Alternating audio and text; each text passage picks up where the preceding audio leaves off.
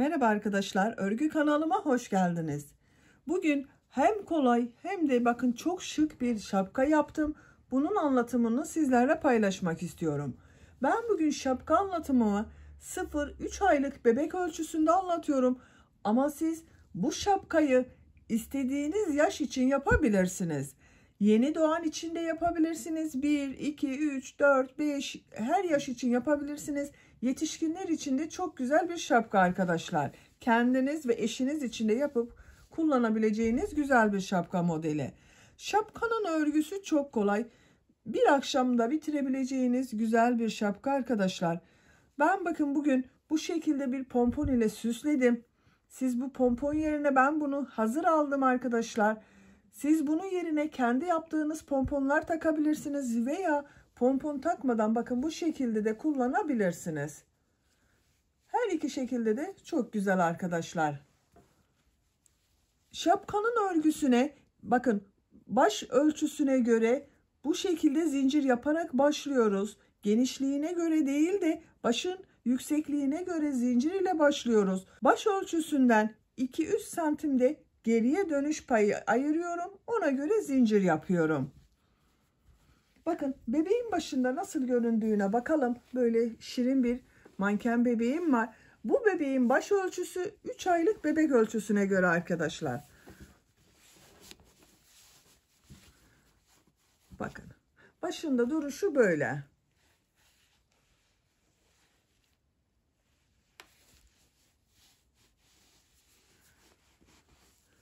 Her kıyafetiyle uyumlu bir renk ile yaptım ben bugün. Siz bu şapkayı istediğiniz renkler ile yaparak kullanabilirsiniz. Hem kız bebekler hem erkek bebekler için yapabilirsiniz.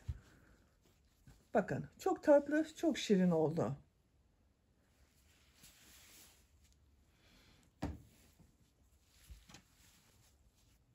Bu şapkayı 0-3 aylık bebek ölçüsünde yaptım. Bakın bunu da 6-12 aylık bebek baş ölçüsünde yaptım. Açık olarak da görün.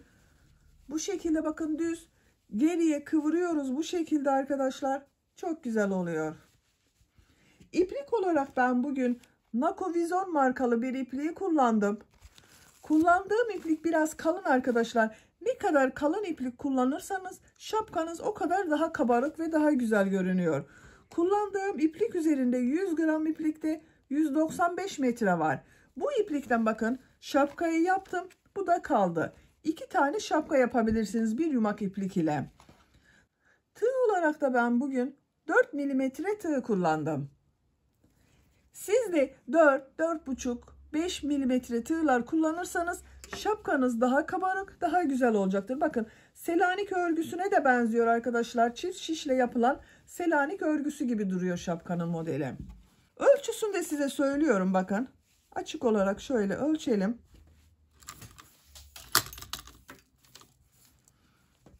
Değişik ölçüleri ben videonun başında size anlatıyorum arkadaşlar.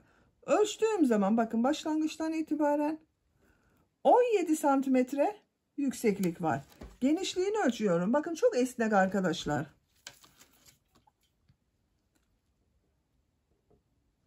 Şu şekilde ölçtüğüm zaman bakın 19 santimetre yani 38 santimetre baş ölçüsü arkadaşlar. Şu şekilde. Genişlik olarak 38 santim baş ölçüsüne göre.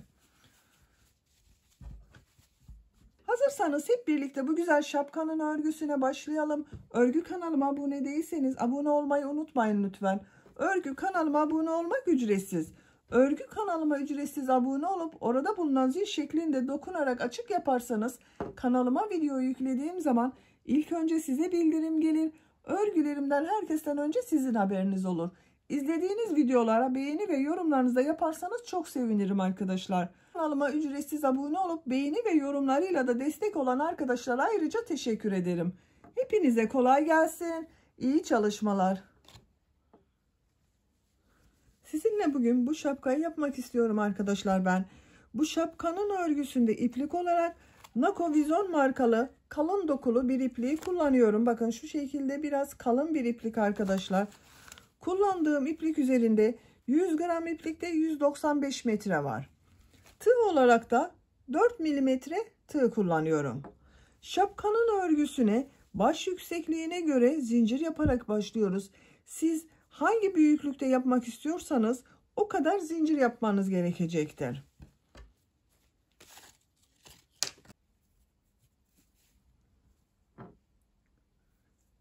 İlk ilmeği bakın ben bu şekilde başlıyorum arkadaşlar. Size nasıl kolay geliyorsa ilk ilmeği öyle başlayabilirsiniz. Bakın ipliğin ucunu biraz uzun bıraktım. Zincirleri yapmaya başlıyorum. Çok sıkı zincirler yapmıyorum.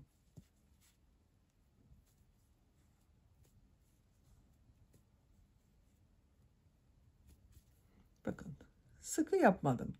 33 zincir yapalım. 33 zinciri yaptım. Bu 33 zincirin kaç santimetre olduğunu ölçüyorum.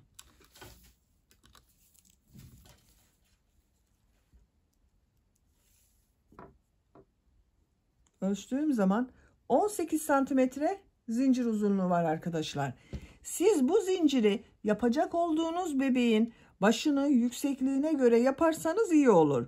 Ben bugün bu şapkayı yeni doğanla 3 aylık bebek ölçüsünde anlatıyorum ve yeni doğan 3 aylık bebek baş yüksekliği 13-15 santimetredir. Ben 15 santimetre olarak ele alıyorum. 3 santimetrede geriye kıvrım payını ayarlıyorum arkadaşlar. Siz de yapacak olduğunuz bebeğin başını yüksekliğine göre 3 santimetre geriye kıvırma payında ayarlayarak zincir yaparsanız iyi olacaktır. Yeni doğan bebek için başlama zincir sayısı 18 santimetre. 3-6 aylık bebek için başlama zincir sayısı 20 santimetre. 6-12 aylık bebek için başlama zincir sayısı 21 santimetre. 1-3 yaş bebek için de 23 santimetre zincir başlarsanız iyi olacaktır. Siz bu şapkayı 3 ile 8 yaş arası çocuklarınız için yapmak istiyorsanız başlangıç zincir sayısını 25 santimetre başlarsanız iyi olur arkadaşlar. 10-16 yaş arası çocuklar için yapıyorsanız da 28 santimetre başlamanız iyi olacaktır. Yetişkinler için yapıyorsanız 28-30 santimetre yükseklik yetişkinler için güzel bir ölçü olacaktır arkadaşlar. Elinizin sıklığına göre ben sayıyı söylemiyorum diğer aylar için arkadaşlar. İpliğinizin kalınlığına göre zincir sayısı değişecektir. Siz zincir sayısını santimetre olarak başlarsanız daha iyi olacaktır. Değişik aylar için olan ve yaşlar için olan ölçüleri size söyledim. Başlama zincir sayılarının santimetre olarak söyledim. İpliği tığın üzerine alıyorum. Bu bakın son ilmeği değil. Onun yanında bulunan ilmeği yarım trabzan yapıyorum. Şu şekilde çıkardım. Tığın üzerinde bulunan ilmekten de çıkardım. Tığın üzerine iplik alıyorum. İlmeğe tığ taktım. İplik aldım. Çektim. Bakın tığ üzerinde 2 ilmekten de çıkardım. Tığ üzerine iplik alıyorum.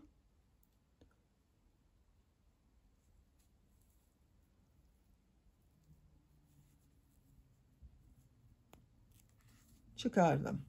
Bakın şu şekilde elimi takip ederseniz daha iyi anlaşılır.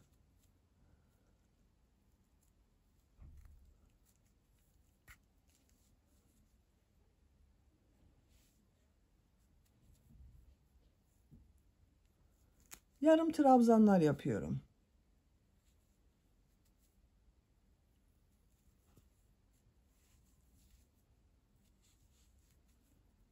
...28 tane yarım trabzan yapalım. Sayıyorum bakın. 1, 2, 3, 4, 5, 6, 7, 8, 9, 10, 11, 12, 13, 14, 15, 16, 17,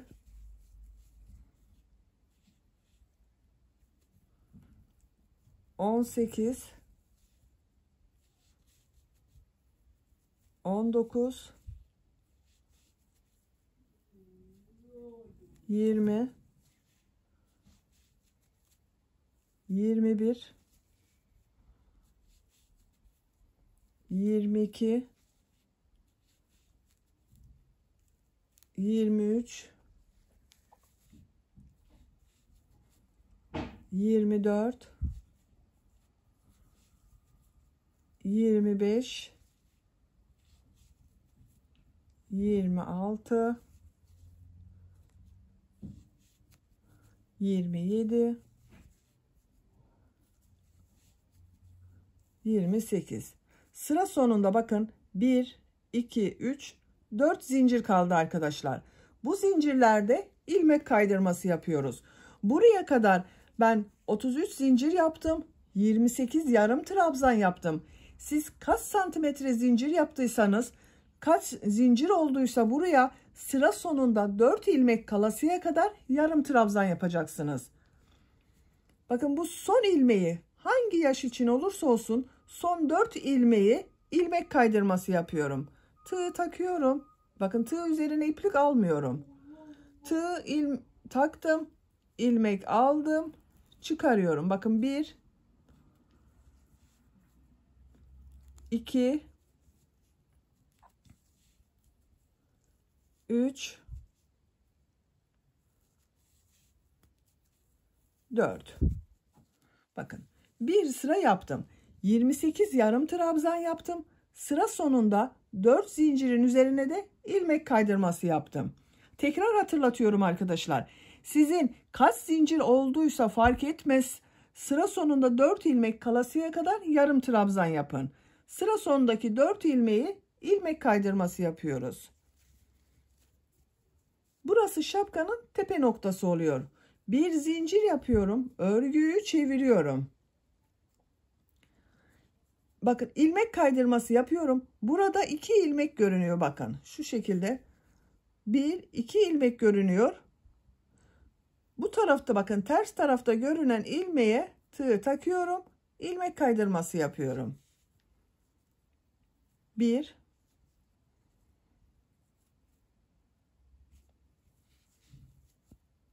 2, bakın ilmek kaydırmasında tığın üzerine iplik almıyorum. 3, 4. İlk 4 ilmeği ilmek kaydırması yaptım. İpliği tığın üzerine alıyorum. Yine aynı tek ilmekten alıyorum. Bakın burada 1, 2 ilmek görünüyor. Bu ilmekten alıyorum ama yarım trabzan yapıyorum. Çıkardım. Tığın üzerinde bulunan ilmekten de çıkardım. Tığ üzerine iplik alıyorum. Bakın şu şekilde yapmıyorum. İlmekten alarak yapıyorum. Çıkardım. Tığın üzerinde bulunan ilmekten de çıkardım.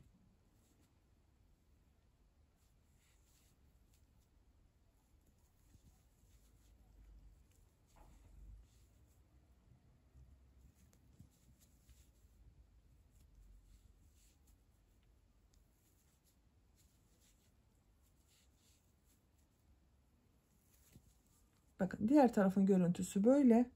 Sıra sonuna kadar yarım trabzanlar yaparak devam edelim.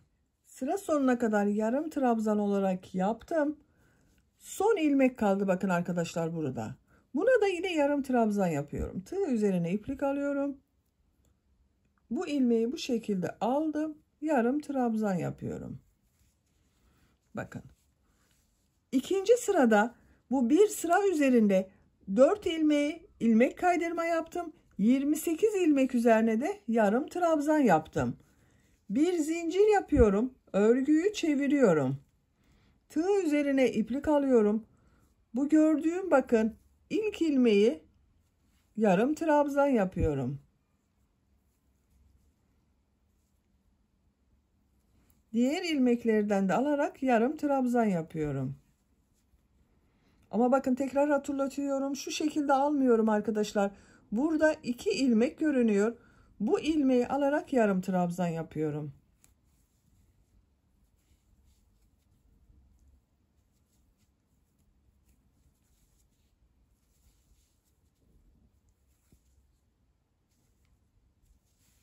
Sıra sonunda 4 ilmeğe kadar yarım trabzan yaparak devam edelim. Sıra sonunda 4 ilmek kalasıya kadar yarım trabzanı yaptım. Bakın 1, 2, 3, 4. Buraya kadar yarım trabzan yaptım. Bu 4 ilmek üzerinden ilmek kaydırması yapıyorum.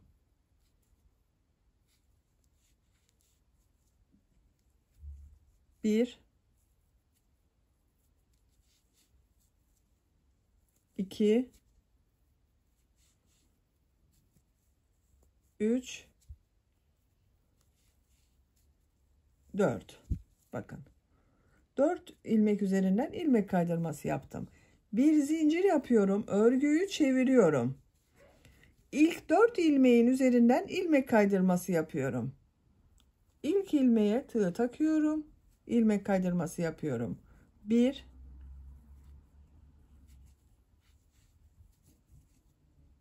2, 3, 4. 4 ilmek kaydırması yaptım. Geriye kalan bu 28 ilmek üzerine yarım trabzan yapıyorum. Bakın. Tığ üzerine iplik alıyorum. Tek ilmekten alarak yarım trabzan yapıyorum.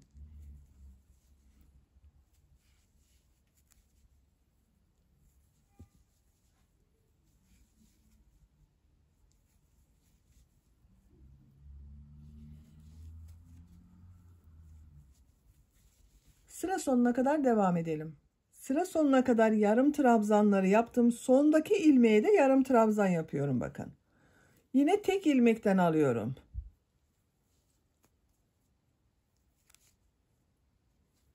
Bir zincir yapıyorum. Örgüyü çeviriyorum. Bakın görüntüsü böyle arkadaşlar.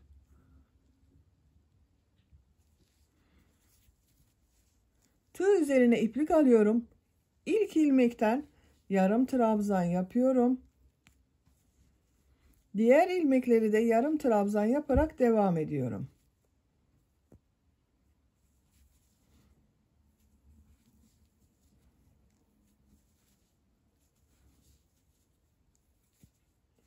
Sıra sonunda 4 ilmek kalasıya kadar devam edelim. Sıra sonunda 4 ilmek kalasıya kadar yarım trabzanları yaptım. Bu 4 ilmeği ilmek kaydırma yapıyorum. Bakın hiç değişmiyor arkadaşlar. Her sırada sıra sonunda ve sıra başında ilmek kaydırması yapıyorum buraya.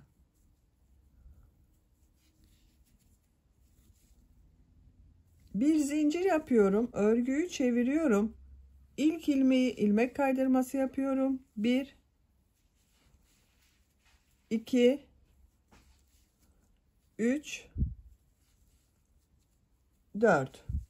Diğer ilmekleri yarım trabzan yapıyorum. 28 yarım trabzan yapıyoruz. Bakın arkadaşlar. Anlaşıldığını düşünüyorum. Şapkanın örgüsü bu şekilde devam edecek. Bu ilmek kaydırması yaptığımız bakın bir sırada sıra sonuna denk geliyor. Bir sırada sıra başına denk geliyor. Bu 4 ilmeği ilmek kaydırması yapacağız. Diğer 28 ilmeği yarım trabzan yapacağız. Tek ilmeklerden alarak. Yapacak olduğunuz bebeğin büyüklüğüne göre bu sıra sayılarını tekrarlayacağız arkadaşlar. Ben bugün bu şapka büyüklüğünde bir şapka yapıyorum. 0-3 aylık bir bebek için şapkanın genişliğini bakın bu sıra sayılarını şu şekilde de sayabilirsiniz. Her sırayı da sayabilirsiniz. Her sırayı sayacaksanız 58 sıra yapmanız gerekir. Bakın şu kabarık olan sıraları sayarsanız da 28-29 sıra olarak şapkanın örgüsünü tamamlayalım. Bakın bunu da daha büyük yaptım. Bunda sıra sayısı daha fazla arkadaşlar. Bu şapkayı 58 sıra yaptıysam 6-12 aylık bir bebek için 10 sıra fazla yapmam gerekiyor. Ona göre bu şapkanın örgüsünü 28 ilmeği yarım trabzan, 4 ilmeği ilmek kaydırması yaparak tamamlayalım gelelim. Şapkanın örgüsünü ben tamamladım arkadaşlar. Bakın bu şekilde oldu. Kaç sıra yaptığımı sayıyorum. Bakın. Bu kabarık görünen sıraları sayıyorum. 1, 2, 3, 4, 5, 6, 7, 8, 9, 10, 11, 12, 13, 14, 15, 16, 17, 18, 19, 20, 21, 22, 23, 24, 25, 26, 27, 28, 29 sıra oldu. Şöyle katladığınız zaman bakın bebeğin başına göre oldu arkadaşlar. Siz bunu daha fazla da yapabilirsiniz, daha az da yapabilirsiniz sıra sayısını. İpliği burada kesiyorum. Biraz uzun bırakıyorum. İğneye takacağız bu ipliği arkadaşlar. Biraz uzun bırakarak ipliği kestim bakın. Şu şekilde en son ilmeği bakın böyle çekiyorum.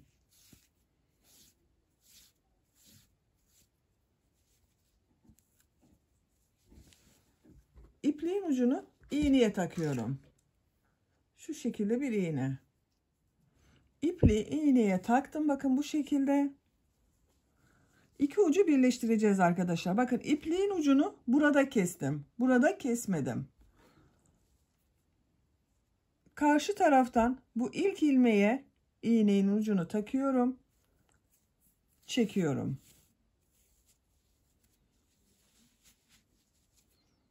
Yanında bulunan ilmeğe şu şekilde bakın iğnenin ucunu taktım. Buradan da şu iki ilmeği alıyorum. Çekiyorum. İki ilmeği bakın şu şekilde iğneyi taktım. Karşıda bulunan ilmeğe iğneyi taktım. Çekiyorum. İlk gördüğüm bakın şu ilmeğe iğneyi takıyorum. Karşıdan da şu iki ilmeği alıyorum. İğneyi takıyorum, çekiyorum. Dikiş dikiyor gibi yapıyoruz.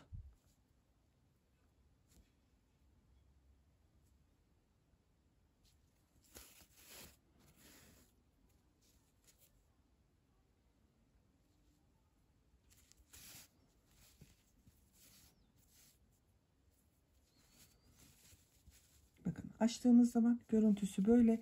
Diğer tarafın görüntüsü böyle bakın. Düz tarafı burası olacak arkadaşlar. Sıra sonuna kadar devam edelim.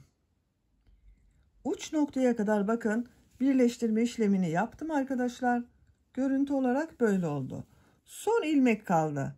Bu son ilmeğe iğneyi takıyorum. Buradan da son ilmeğe iğneyi taktım. Çektim. Bakın bitti. Bunu şu şekilde bağlıyorum. Şapkanın örgüsüne başladığımız ipliğin ucu burada duruyordu. Onunla bağlıyorum bakın.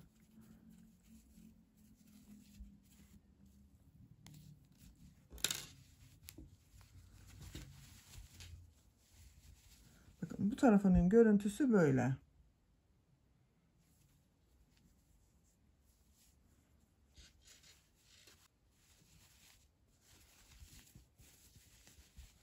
Bakın şimdi şurayı birleştiriyorum. İplik bak iğneyi çıkarmadım iplikten. Şu ilmeğe iğnenin ucunu takıyorum. Şu ilmeğe iğnenin ucunu taktım. Bakın şu şekilde.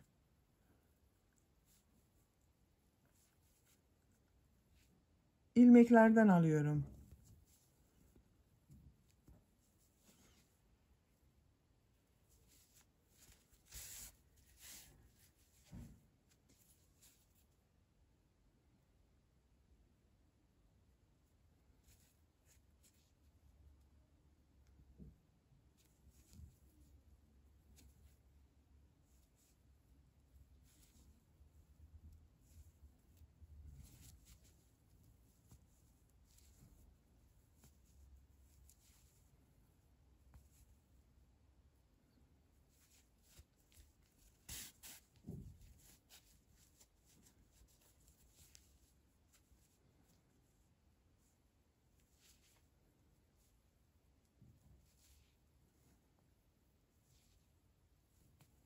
Her ilmekten alıyorum bakın arkadaşlar. Her sırada bulunan ilmekten alıyorum.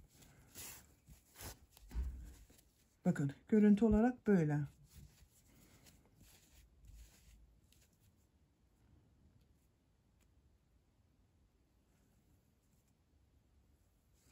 Son ilmeği de aldım.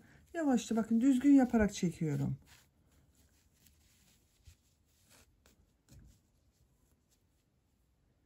Burayı birleştirdim.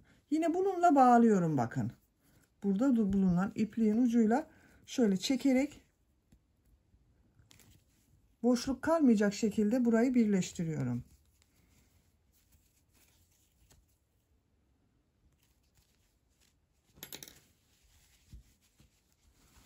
Diğer tarafını çevirelim. Bakın.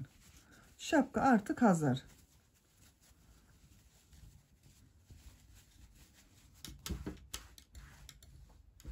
Bu şekilde kullanıma hazır. Hem kolay hem de güzel bir şapka oldu arkadaşlar, bakın.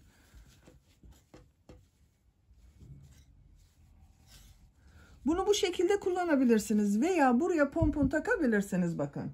Böyle hazır alma pomponlar yapabilirsiniz veya kendi rengiyle istediğiniz renkler ile pomponlar hazırlayarak bunun ucuna takabilirsiniz bakın şu şekilde.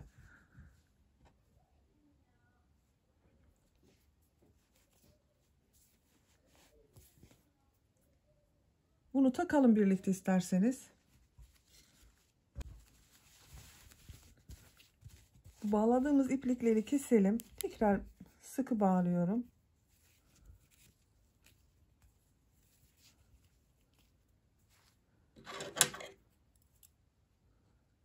Buradan kestim. Bakın burada hazır pomponlarda 2 tane iplik var arkadaşlar. Örgünün düz tarafına takıyoruz pomponu. Örgünün ters tarafından bakın şöyle tığ yardımıyla ilmekten bir ucunu çekiyorum.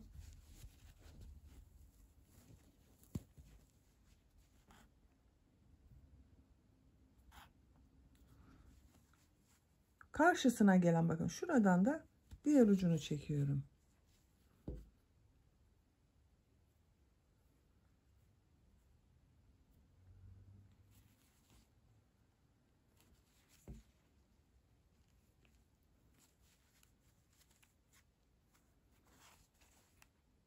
Burada birleştiriyorum. Elimle düzeltiyorum.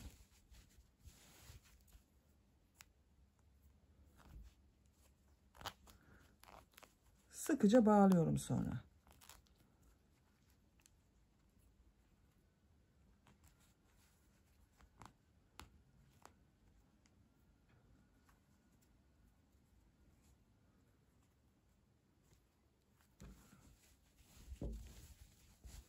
Bakın pomponu da taktık. Artık şapkamız giyilmeye hazır. Çok şirin, çok güzel oldu ve çok kolay bakın. Bebeğimizi manken bebeğime giydiriyorum. Bebeğin başında nasıl göründüğüne bakalım arkadaşlar.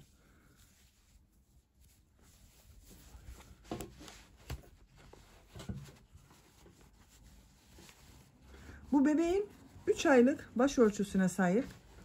3 aylık bebek başörtüsüne sahip.